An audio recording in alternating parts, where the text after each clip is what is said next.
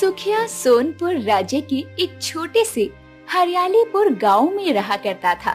सुखिया एक बेहद गरीब किसान था।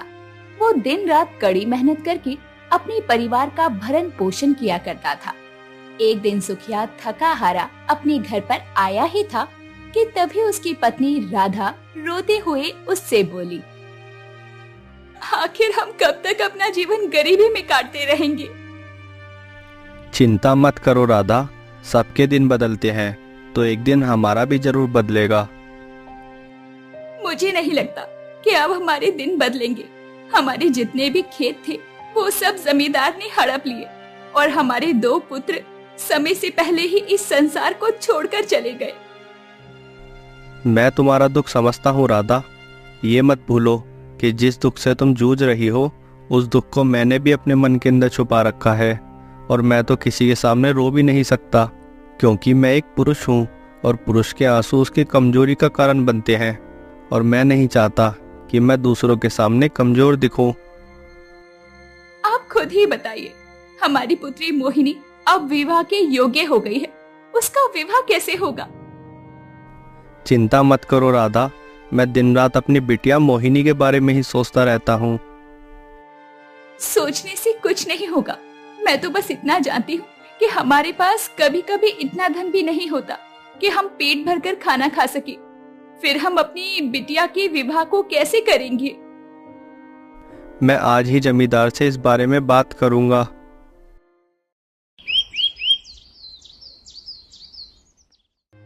अगले दिन सुखिया खेत में जाकर कड़ी धूप में फिर से मेहनत करने लगा। शाम के समय वो सुखिया जमींदार के पास जाकर बोला, जमींदार, मुझे आपसे बहुत जरूरी बात करनी है। जल्दी बोलो सुखिया, क्या बात करनी है? तुम जानते हो कि मुझे गरीबों से बात करने में ना जाने क्यों चिढ़ महसूस होती है। जमींदार, मुझे मेरे खेत वापस कर दीजिए। कुछ वर्ष पहले मैंने आपसे थोड़ा सा धन उधार लिया था और आपने उस उधार लिए हुए धन पर भारी ब्याज लगाकर मुझसे मेरे खेत हड़प लिए। तब से मैं वो कर्ज ब्याज सहित चुकाने के लिए जी तोड़ मेहनत कर रहा हूँ और धन के नाम पर मैं कुछ भी नहीं लेता। कभी कभी तो मेरे परिवार को भूखा रहना पड़ता है। अब वो समय आ गया जमींदार कि आप मेरे खेत वापस कर दो। समय आ गया से तुम्हारा क्या मतलब है? तुम्हारे खेत मैंने हड़पे नहीं है, बल्कि उन खेतों पर मेरा ही अधिकार है। जब तुमने मुझसे कर्ज लिया था तब तो तुमने बड़े ही आत्मविश्वास से कहा था कि मैं कर्ज बहुत जल्दी चुका दूंगा, जो तुम नहीं चुका पाए। आप जानते हैं कि मेरे दोनों पुत्र राजा विक्रम के सैनिक थे, जो कि एक युद्ध में मारे गए। वही मेरे परिवार का सहारा थे। उसके बाद सारा बोझ मेरे ऊपर आ गया। मेरे पास बीज खरीदने तक के धन नहीं था, इसलिए मैंने आपसे कुछ कर्ज लिया था जो समय पर नहीं चुका पाया। वो तुम्हारी समस्या है सुखिया, मेरी नहीं। जहां तक तुम्हारे खेत की बात है तो तुम मुझे 10,000 स्वर्ण मुद्राएं देकर अपना खेत छोड़ा सकते हो। ये सुनकर सुखिया बुरी तरह से चौंकता हुआ बोला, 10,000 स्वर्ण मुद्राएं? आप ये क्या कह रहे हैं? सही कह रहा हूं सुखिया, मैंने तुम्हें जो रकम उधार दी थी उसका ब्याज इतना ही बन रहा है। और जो मैंने अपने ही खेत में गुलाम की तरह काम किया उसका क्या? तुमने जो काम किया है उसका धन तुम मुझसे ले गए हो। भगवान से तो डरो जमींदार, मैंने आपसे कितना धन लिया है इस बात को तुम भी अच्छी तरीके से जानते हो। अगर पूजा पाठ की बात करनी है तो जाकर मंदिर में करो। अगर मुझसे जुबान लड़ाओगे तो फिर हो सकता है कि मैं तुम्हें काम से भी हटा दूं। ये सरासर अन्याय है जमींदार। हाँ, अच्छे से जानता हूँ ये अन्याय है। तो क्या कर लोगे तुम? अरे तुम तो क्या, गांव का कोई भी व्यक्ति मेरा कुछ नहीं बिगाड़ सकता। सब अच्छी तरह से जानते हैं कि महाराज विक्रम का इकलौता पुत्र राजकुमार आदित्य मेरा मित्र है और वह हमेशा मेरी ही पक्ष लेता है। तुम और गांव वाले चाहकर भी मेरा कुछ नहीं बिगाड़ सकते। सुखिया मुंह लटकाकर अपने घर चला आया। सुखिया का लटका हुआ मुंह देखकर उसकी पत्नी राधा उससे बोली, तुम्हारा चेहरा बता रहा है कि जमींदार ने तुमसे क्या कहा है। सारा गांव जानता है कि जमींदार के अंदर इंसानियत नाम की कोई चीज नहीं है। तुम सही कह रही हो राधा, लेकिन मैं चुप नहीं बैठूंगा।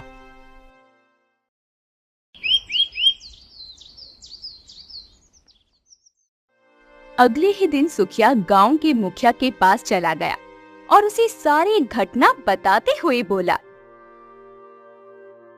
अब तुम ही बताओ सुखिया, मैं क्या करूं? मुखिया जी, जमींदार मुझसे मेरे खेत वापस करने के लिए 10,000 स्वर्ण मुद्राएं मांग रहा है। देखो सुखिया, तुम जानते हो कि सारा गांव जमींदार के अत्याचार से पीड़ित है, क्योंकि महाराज विक्रम का पुत्र राजकुमार आदित्य उसका दोस्त है। और राजकुमार आदित्य के बारे में कौन नहीं जानता, वह एक बिगड़ैल राजकुमार है। उसकी वजह से कोई भी गांव वाला जमींदार से आधी बातें बोल ही नहीं पाता।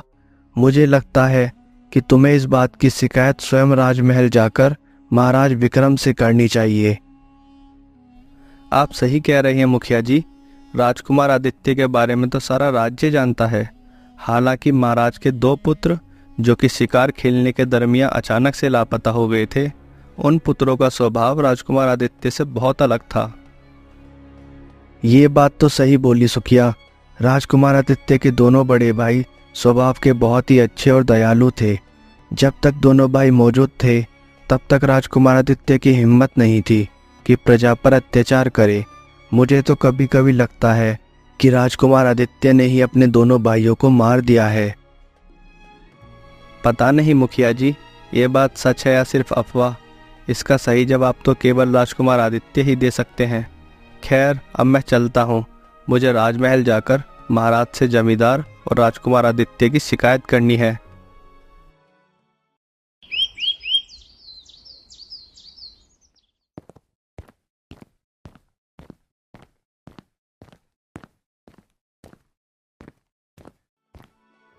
सुखिया उसी दिन राजमहल के अंदर पहुंच गया।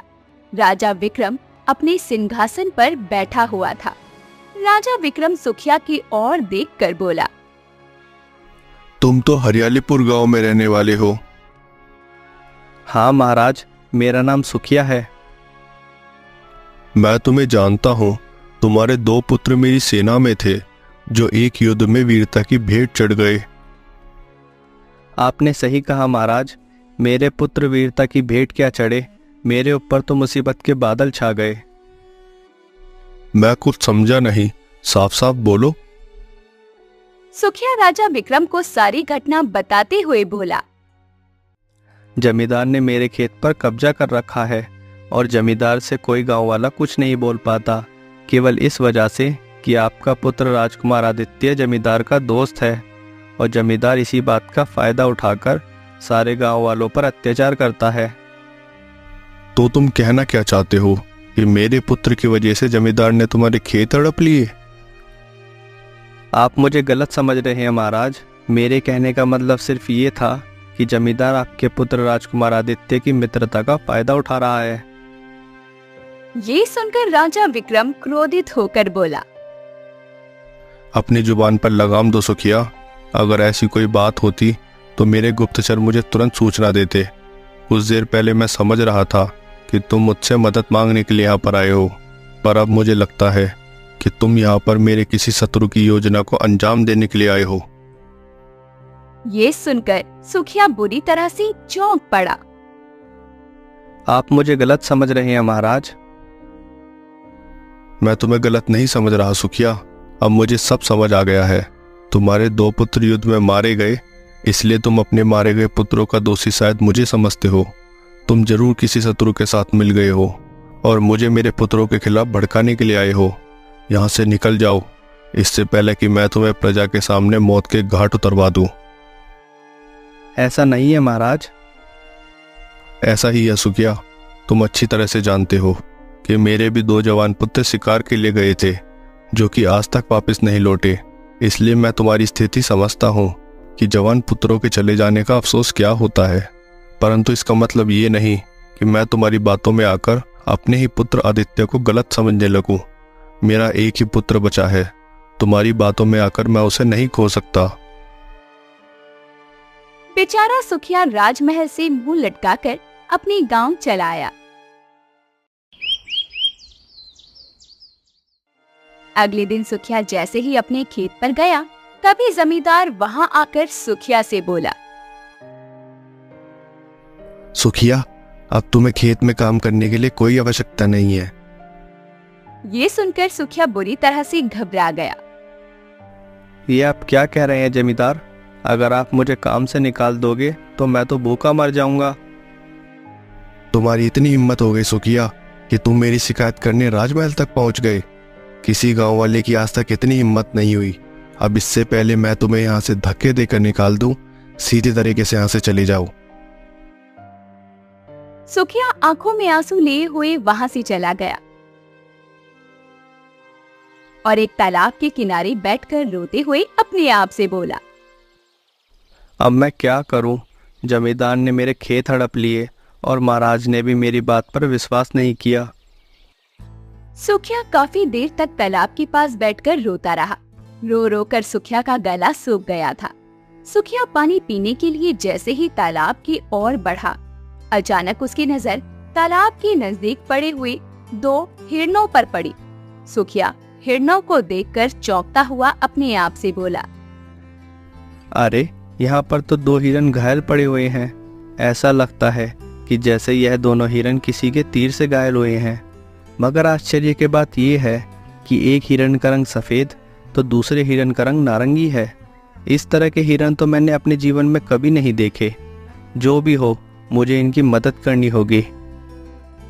इतना बोलकर सुखिया उन दोनों हिरणों के घाव पर तालाब के पास पड़ी हुई मिट्टी को लगाने लगा।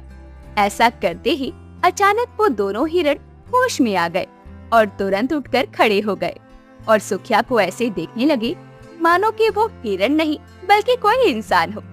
अपनी और उन हिरणों को ऐसे देखता हुआ देखकर सुखिया आश्चर्य से दोबारा अपने आप से बोला, अजीब बात है, ये हिरन तो मुझे ऐसे देख रहे हैं जैसे ये मुझे जानते हो।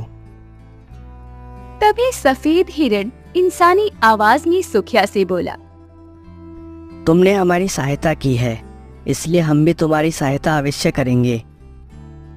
सुखिया बुरी तरह से डर गया कि तभी नारंगी हिरण सुखिया से बोला, हमें देखकर डरने की आवश्यकता नहीं है।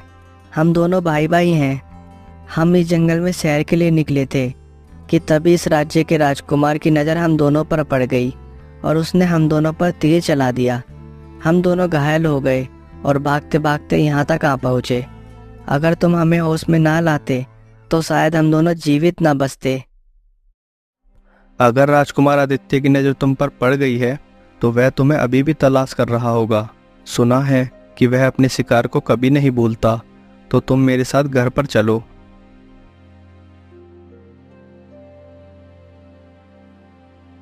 सुखिया उन दोनों हिरणों को अपने घर पर ले आया। घर पर उन दोनों हिरणों को देखकर सुखिया की बेटी मोहिनी आश्चर्य से बोली, अरे पिताजी, इन हिरणों के रंग तो बाकी हिरणों से अलग है। मोहिनी सही कह रही है, इन्हें आप कहाँ से ले आए और आप इन्हें यहाँ पर क्यों लाए हैं? आप जानते हैं ना, हम 2 वक्त की रोटी तो स्वयं बड़ी मुश्किल से खा पाते हैं। बेचारे इन हिरणों को कहाँ से खिला पाएंगे? सुखिया अपनी पत्नी राधा को सारी घटना बताते हुए बोला, ये कोई मामूली हिरन नहीं है राधा, ये दोनों मायावी हिरन हैं। राजकुमार आदित्य की नज़र इन पर पड़ चुकी है। अगर मैं इन्हें यहाँ पर नहीं लाता तो ये बेचारे उसके तीर से मारे जाते। तभी सफेद रंग का हिरण राधा से बोला, तुम्हारे पति बिल्कुल सही कह रहे हैं। तुम्हारे पति मन के बहुत ही साफ इंसान हैं। हिरणों के मुंह से इंसानी आवाज सुनकर सुखिया की पत्नी और पुत्री दोनों बुरी तरह से घबरा गई। तभी सफेद हिरण बोला, हमें देखकर डरने की आवश्यकता नहीं है।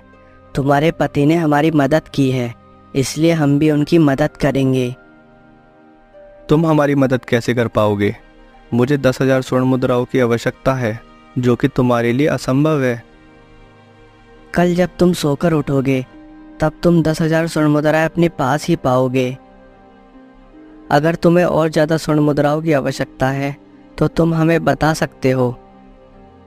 नहीं, मुझे केवल 10,000 स्वर्ण मुद्राओं की आवश्यकता है ताकि मैं जमींदार से अपना खेत छुड़ा सकूं और मेहनत से हल चला सकूं।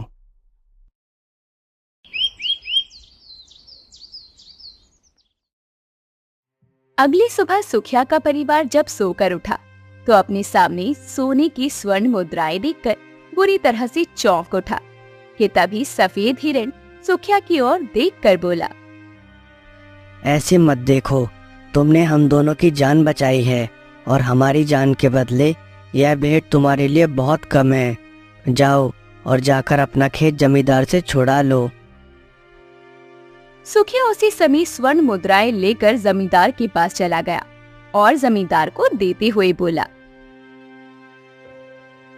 ये लो जमींदार, और मेरे खेत से चले जाओ। मैंने तुम्हारा कर्ज ब्याज सहित चुका दिया है। अरे, तुम इतना सारा धन कहाँ से लाए हो? तुम्हें इस बात से कोई मतलब नहीं होना चाहिए जमींदार। तुम्हें बस अपने धन से मतलब होना चाहिए जो कि मैं तुम्हें दे चुका हूँ। जमींदार स्वर्ण मुद्राएं लेकर आश्चर्य से वहां से चला गया। समय ऐसे ही बीतता रहा। सुखिया नहीं जानता था कि जमींदार उस दिन से सुखिया के घर पर नजरें रखने लगा था और एक दिन जमींदार ने सुखिया को सफेद और नारंगी हिरन से बातचीत करते हुए देख लिया। जमींदार आश्चर्य से अपने आप से बोला, ओह, अच्छा तो ये रहस्य है सुखिया के धनवान बनने का। इसके हाथ जादू हिरण लग गए हैं।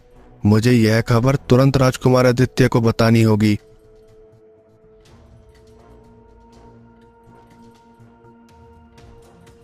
जमींदार उसी समय राजमहल चला गया। इत्तेफाक से राजकुमार आदित्य अपने राजमहल के बाहर बगीचे में था। जमींदार को देखकर राजकुमार चौंकता हुआ बोला, क्या बात है जमींदार, ऐसा कौन सा जरूरी काम पड़ गया कि तुम्हें मेरे महल तक आना पड़ा? जमींदार सारी घटना बताते हुए राजकुमार से बोला, राजकुमार, मैंने अपनी आंखों से उन दोनों हिरन को सुखिया से बातचीत करते हुए देखा है, वह भी इंसानी आवाज में। वरना तुम ही बताओ, सुखिया के पास इतनी सारी स्वर्ण मुद्राएं कहाँ से आएंगी? इतनी सारी स्वर्ण मुद्राएं कमाने के लिए लोगों का जीवन बीत जाता है। तुमने बिल्कुल सही काम किया जो मुझे यह रहस्य बता दिया। कुछ समय पहले वो दोनों हिरन मुझे भी जंगल में दिखाई दिए थे। मैंने उन पर अपना तीर भी चलाया था, परंतु वो दोनों घायल होकर वहां से भाग गए। मैंने उन्हें बहुत तलाशा मगर वह नहीं मिले। वो दोनों हिरन मेरे पास होने चाहिए। चलो मेरे साथ। राजकुमार आदित्य तुरंत जमींदार के साथ वहां से चला गया, परंतु राजकुमार आदित्य नहीं जानता था कि उसके ये वार्तालाप चुपके से राजा विक्रम का मंत्री चतुर सिंह सुन रहा था। चतुर सिंह तुरंत राजा विक्रम के पास पहुंचकर सारी घटना बताते हुए बोला, महाराज, सुखिया जिस समय आया था उस समय मुझे भी उसकी बात पर विश्वास नहीं हुआ था, परंतु अब मुझे विश्वास हो गया है कि राजकुमार आदित्य के कदम अच्छे रास्ते पर नहीं है। हमें तुरंत उनका पीछा करना चाहिए। राजा विक्रम बहुत ही गहरी सोच में डूबते हुए बोला, तुम सही कहते हो, चलो चलते हैं।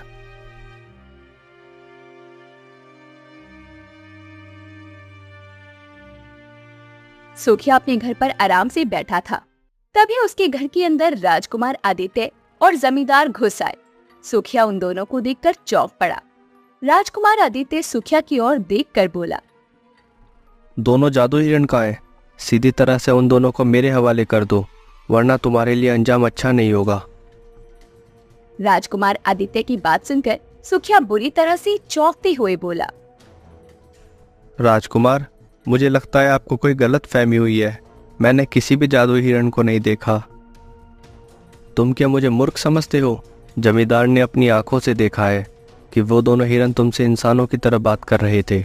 सच कहो, वरना अंजाम भुगतने के लिए तैयार रहना।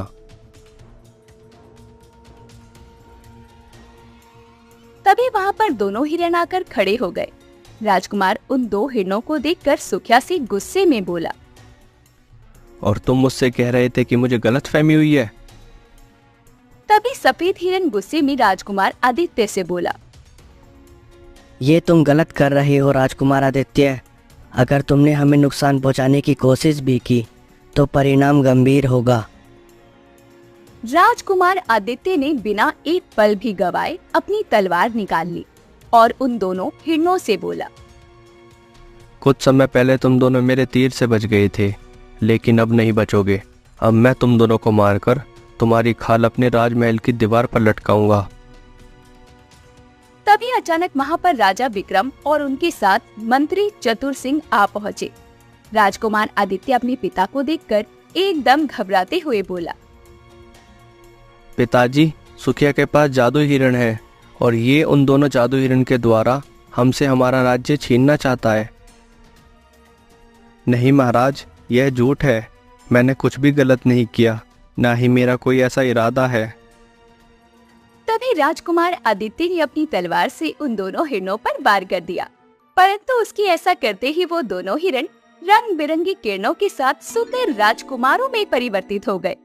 उन दोनों सुंदर राजकुमारों को देखकर राजा विक्रम बुरी तरह से चौंकता हुआ बोला, अरे, ये तो मेरे पुत्र राजकुमार शक्ति सिंह और राजकुमार अशोक हैं, जो कुछ समय पहले जंगल में शिकार करने के लिए गए थे और उसके बाद कभी वापस नहीं आए।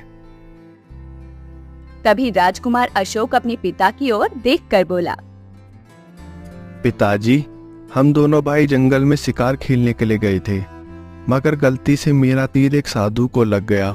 साधु क्रोधित हो गया और उसने हमें श्राप देकर हिरण में बदल दिया। हम दोनों उसके सामने बहुत गिड़गिड़ाए तो साधु को आखिरकार दया आ गई।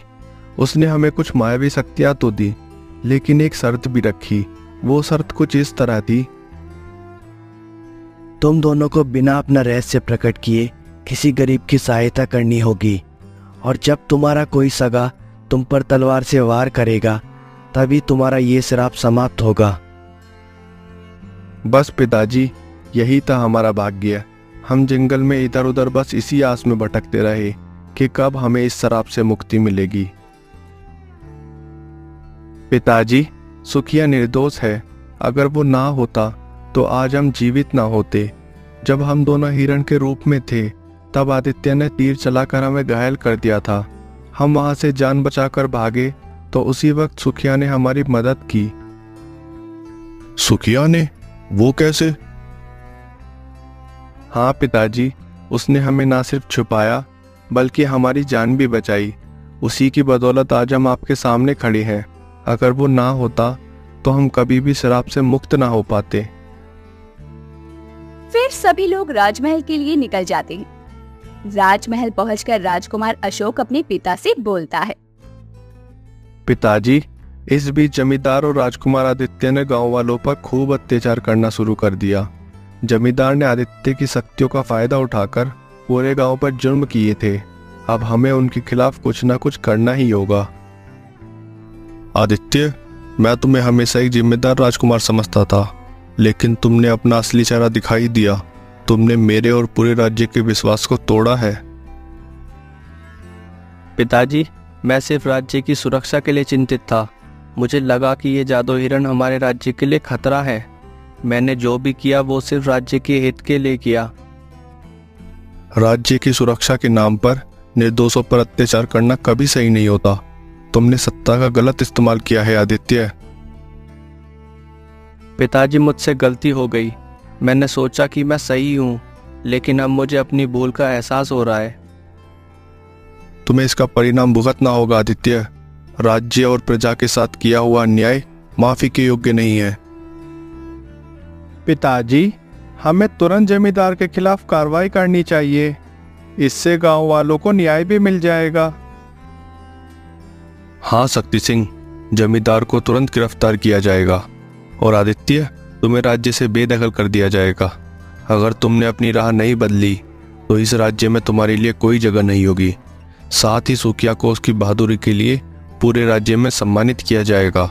उसने साबित किया है कि हमेशा सच्चाई की जीत होती है।